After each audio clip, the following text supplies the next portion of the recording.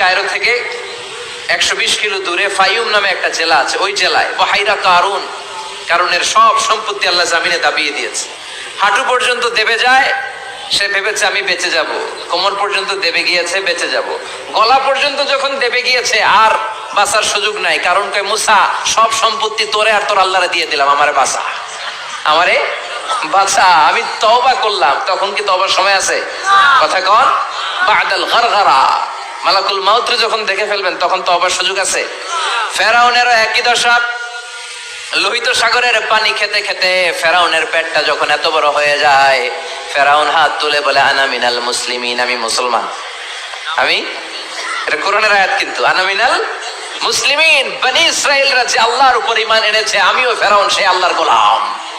আল্লাহ বলে the time is up, সময় শেষ, এখন তোমার ঈমান কবুল করা হবে। তার মানে বাদাল গারগারা তওবা কবুল হয় না। এই মৃত্যুর গড়গড়ানি আসার আগ পর্যন্ত চোখের পানি ছেড়ে যদি আল্লাহর কাছে ক্ষমা চান, জীবনের সব গুনাহ মাফ করে দিবে কে? শয়তান আল্লাহরে বলল, মাবুদ, এত জান্নাত বানিয়ে কি লাভ? আপনার একটা বান্দারও জান্নাতে ঢুকাতে পারবেন না।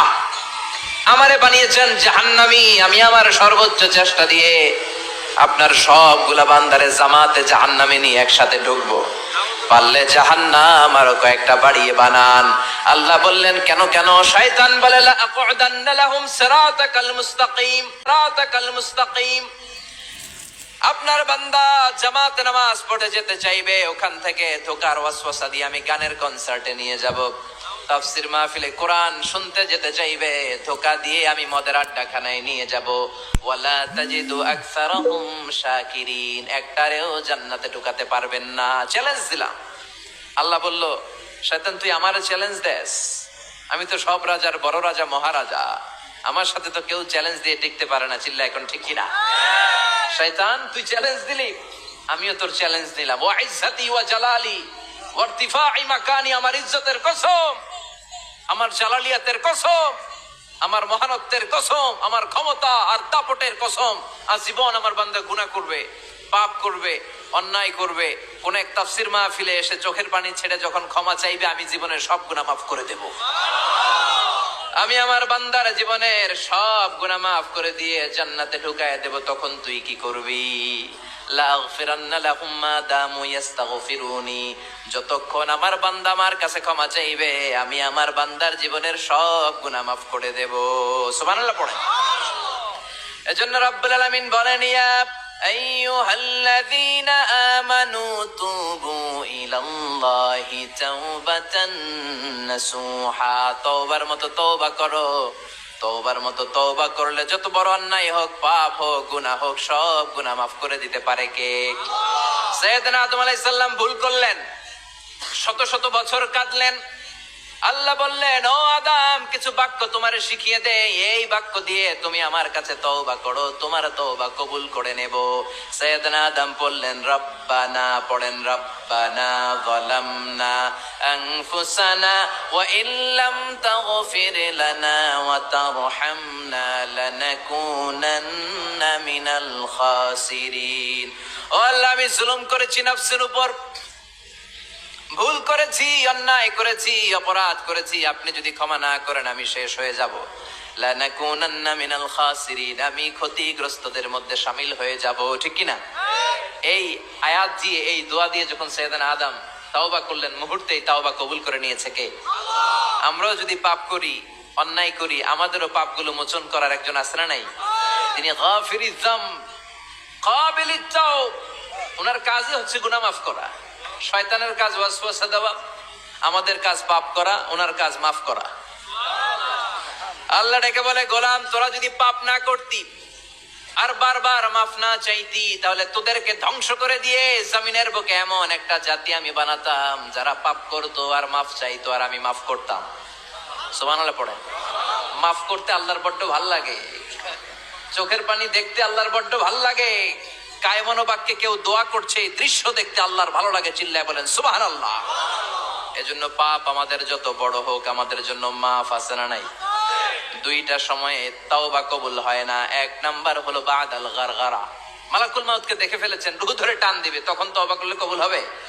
আরেকটা হচ্ছে বাদা তুলুই শামসি মিন মাগরিবিহা, কিয়ামতের আগ দিয়ে সূর্য আর পূর্ব দিক থেকে উদিত হবে না, এটা পশ্চিম দিক থেকে উদিত হবে। তখন তওবা করলে কবুল হবে। তখন তওবার দরজাকে বন্ধ করে দিয়েছে কে? এজন্য আমরা যে কোনো পাপই করি না কেন, পাপ হয়েই যেতে পারে, আশা হারানোর কারণ নাই। Never lose hope, never give up. মুমিন কখনো আশা হারায় না, মুমিন কখনো নিরাশ হয় না। মুমিনের আশা ভরসা একটা সত্তার উপরে। চিৎকার করে বলতে হবে, তিনি কে? এজন্য পাপ হওয়ার সাথে সাথে আমরা তওবা করব কার কাছে? বিশ্বনবী বললেন কিছু কিছু কাজ আছে, এগুলো হয়ে যাওয়ার পরে দেরি করা যায় না। এক নম্বরে নামাজের ওয়াক্ত হলে দেরি করা যায় না, ঠিক কিনা? নামাজের সময় হওয়া মাত্র দেরি নাই। তাজহিজুল মাইয়িত, মারা গেলে লাশ রেখে দেয়া যায় না, তাড়াতাড়ি দাফন করে দাও। নামাজের সময় হলে নামাজ পড়ো, দেরি করো না।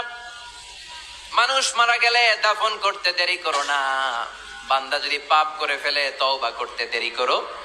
এজন্য পাপ করার সাথে সাথে তওবা করার দরকার আছে না নাই? এখন তওবা যে করব, কোন সিস্টেমে করব? কোন সিস্টেমে? ভুল হওয়া মাত্রই আপনি অনুতপ্ত হয়ে চোখের পানি ছেড়ে আল্লাহর কাছে মাফ চান, আল্লাহর কাছে ক্ষমা চান, এটার নামই তওবা। আমাদের দেশে হুজুরাই না তওবা পড়ায়, আছে না নাই? আনন্দপুরে এগুলা নাই, আছে না? কয় ইমাম সাহেব নিয়ে আয়, খতিব সাহেব নিয়ে আয়, হাফেজ সাহেব হুজুরের নিয়ে আয়, তওবা পড়া। না, তওবা পড়ানো লাগে না, আপনার নিজের তওবা আপনি নিজেই পড়বেন। আপনি অনুতপ্ত হয়ে চোখের পানি ছেড়ে আপনার আল্লাহরে ডাক দেন, ডাক দেয়া মাত্র তিনি সাড়া দিবে। চিল্লায় বলেন ঠিক কিনা? ওলামা একরামরা তওবার 5টা শর্ত আরোপ করেছে। এই 5টা শর্তের আলোকে যদি তওবা করেন, মুহূর্তের মধ্যেই তওবা কবুল করে নিবে কে? এক নাম্বার শর্ত হচ্ছে আল ইকরা, acknowledgement. You have to acknowledge that you are the great sinner in the world. এই পৃথিবীর সবচেয়ে বড় পাপী। 5টা শর্তের এক নাম্বার হচ্ছে আপনি স্বীকার জান, আল্লাহ আমার চেয়ে বড় পাপী আকাশের নিচে জমিনের উপরে দ্বিতীয়টা নাই। এমন কোন পাপ নাই যে আমি করি নাই। আমার চেয়ে নাদান, আমার চেয়ে পিশাচ, আমার চেয়ে বড় পাপী দ্বিতীয়টা কেউ। অ্যাকনলেজ ইউর সিন, আপনি আপনার পাপগুলো স্বীকার করেন। নাম্বার 1। নাম্বার 2, আন-নাদাম, repentance. You have to be repentant for what you have committed from sins. যে পাপ করেছেন এই পাপের জন্য আপনি লজ্জিত হন। আপনি নিজেকে আল্লাহর কাছে ছোট করে পেশ করেন, আল্লাহরে ডেকে বলেন, আল্লাহ আমি আপনার গোলাম, গোলামের ঘরের গোলাম, বান্দির ঘরের গোলাম, আমারে মাফ করে দেন, আমি লজ্জিত, আমি অনুতপ্ত। তাহলে 1 নম্বর শর্ত আপনি ঘোষণা দেন যে আপনি পাপ করেছেন। 2 নম্বর শর্ত আপনাকে অনুতপ্ত হতে হবে যে আল্লাহ আমি পাপ করে ফেলেছি। 3 number, you have to stop what you have committed. যে পাপ আপনি শুরু করেছেন এটা বন্ধ করে দেন। আপনি সুদের জন্য সুদ খাইছেন, আল্লাহর কাছে তওবা করলেন, আবার সুদ খাওয়া চালিয়েও যাচ্ছেন, এই তওবা কবুল হবে? সুদ খাওয়া আগে বন্ধ করেন। আপনি ঘুষ খেয়েছেন, এই ঘুষ খাওয়ার কারণে আপনি আল্লাহর কাছে তওবা করলেন, কিন্তু ঘুষ খেয়েই যাচ্ছেন, এই তওবা কবুল হবে? 3 নাম্বার হচ্ছে you have to stop what you have committed. আপনি যেই পাপ করেছেন এটাকে বন্ধ করেন। 4 নাম্বার শর্ত, you have to hate what you have committed. আপনি যেই পাপটা করেছেন এটাকে মন থেকে ঘৃণা করেন, ওইটারে মন থেকে ঘৃণা করতে হবে। 5 নাম্বার শর্ত হচ্ছে you have to determine that you never repeat this sin again. আল্লাহর কাছে ওয়াদা দেন, কমিটমেন্ট দেন যে আল্লাহ পারতপক্ষে আমার জীবনে আর এই কাজটা করব। এই 5টা শর্তের আলোকে তওবা করলে কবুল করবে কে? 1 নম্বরে স্বীকার জান, আল্লাহ আমি পাপী। 2 নম্বরে অনুতপ্ত হন। 3 নম্বরে পাপ কাজটা বন্ধ করে দেন। 4 নম্বরে ওই পাপ কাজটাকে মন থেকে ঘৃণা করেন। 5 নম্বরে আল্লাহর কাছে ওয়াদা দেন আর জীবনেও এই পাপ করব না। এই 5টা শর্তের আলোকে যদি তওবা করেন, আপনার তওবা কবুল করে নিবে কে? এজন্য যত পাপ, যত অন্যায় আমরা করি না কেন, আমাদের এই পাপগুলো, অন্যায়গুলো ক্ষমা করার একজন আছে না নাই? তিনি কে? এজন্য সব সময় তওবা করতে রাজি আছেন তো? প্রতিদিন শত শতবার তওবা করতে রাজি আছেন? প্রতিদিন শত শতবার ইস্তেগফার পড়তে রাজি আছেন? বিশ্বনবী প্রতিদিন 70 বারেরও বেশি ইস্তেগফার পড়তেন। শুধু টয়লেটে যে মুহূর্তে থাকতেন ওই মুহূর্তে পড়তেন না। টয়লেটে ঢুকার মুহূর্তে বিশ্বনবী ইস্তেগফার পড়তে পারতেন না, তাই টয়লেট থেকে বেরোয়েই তিনি ইস্তেগফার পড়তেন। তিনি পড়তেন গফরানাক। কি পড়তেন? গফরানাক মানে হলো আস্তাগফিরুল্লাহ। গফরানাক মানে কি? গফরানাক মানে আল্লাহ আমি আপনার ক্ষমা চাই, মানে আস্তাগফিরুল্লাহ। আবার বিশ্বনবী বলতেন, মান লাযামাল ইস্তিগফার জাআলাল্লাহু লাহু মিন কুল্লি দিকিন মাখরাজা। যে ব্যক্তি সব সময় ইস্তেগফারের সাথে লেগে থাকে তাকে সব সময় বিপদ থেকে মুক্তি দিবে কে? আমাদের জীবনে বিপদ আছে না নাই? কত ধরনের বিপদ, যে কোনো সময় অসুস্থ হয়ে যেতে পারি, যে কোনো সময় দুর্ঘটনার কবলে পড়তে পারি, যে কোনো সময় গুম হয়ে যেতে পারি। কথা কন, এদেশে গুম টুম নাই মনে হয়, ক্রস ফায়ার নাই, কে কোন সময় গুম, কে কোন সময় নাই, কোনো ঠিক নাই। আল্লাহ বিশ্বনবী বললেন, মান লাজিমাল ইস্তিগফার জাআলাল্লাহু লাহু মিন কুল্লি দিকিন মাখরাজা। সব সময় যে ইস্তিগফারের সাথে আঠার মতো লেগে থাকবে, আল্লাহ তাআলা তাকে বিপদ থেকে সব সময় মুক্তি দান করবেন। সুবহানাল্লাহ পড়েন। 2 নম্বরে বিশ্বনবী বললেন, অমিন কুল্লি হাম্মিন ফারাজা। ওই ব্যক্তিকে রব্বুল আলামিন সব ধরনের দুশ্চিন্তা থেকে মুক্তি দিয়ে দিবেন। আমাদের জীবনে দুশ্চিন্তা আছে না নাই? টেনশন নাই কার কার? হাত তোলেন তো, যে হুজুর আমার কোনো টেনশন নাই। আপনার টেনশন নাই, মাশাআল্লাহ। আমার সাথে দেখা করবেন আলোচনার পরে। টেনশন ছাড়া মানুষ আছে? বাসার টেনশন, মরার টেনশন, কবরের টেনশন, ক্যারিয়ারের টেনশন, বিদ্যুৎ বিলের টেনশন, গ্যাসের বিলের টেনশন, বাড়ি ভাড়ার টেনশন আছে না নাই? বিশ্বনবী বললেন, টেনশন ছাড়া মানুষ নাই। সব সময় আঠার মতো যে ইস্তিগফারের সাথে লেগে থাকবে, তাকে টেনশন মুক্ত করে দিবে কে?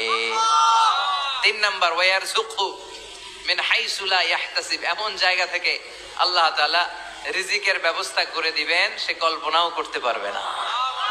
আমি নিজে এটার প্রমাণ পেয়েছি। অনেক অনেক সময় আমি কল্পনাও করি নাই যে এখান থেকে আমার রিজিকের ব্যবস্থা হতে পারে। এমন পরিমাণে রিজিকের ব্যবস্থা এসেছে, 2 হাতে নিয়েও কুলাতে পারি নাই। এজন্য সব সময় চলতে ফিরতে উঠতে বসতে ইস্তিগফারের সাথে লেগে থাকার দরকার আছে না নাই? আবার বিশ্বনবী বললেন, সদা সর্বদা যারা সব সময় ইস্তিগফার পড়বে, আল্লাহর পক্ষ থেকে কোনো আযাব গজব তাদের উপর পাকড়াও হবে না। ওয়া মা কানাল্লাহু মুআযযিবাহুম ওয়া হুম ইস্তাগফিরুন। সুবহানাল্লাহ। যতক্ষণ তুমি ইস্তিগফার পড়বে, আল্লাহর পক্ষ থেকে প্রোটেকশন আছে না নাই?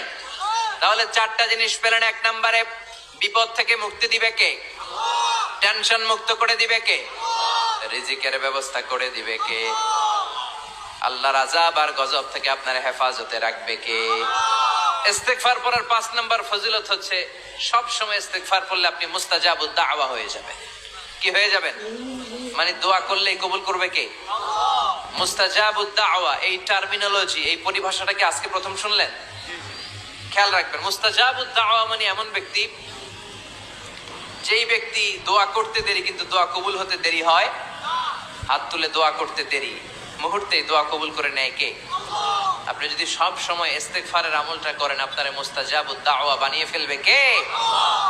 আপনারা ইমাম আহমদ ইবনে হাম্বলের নাম শুনেছেন? আমাদের ইসলামে 4টা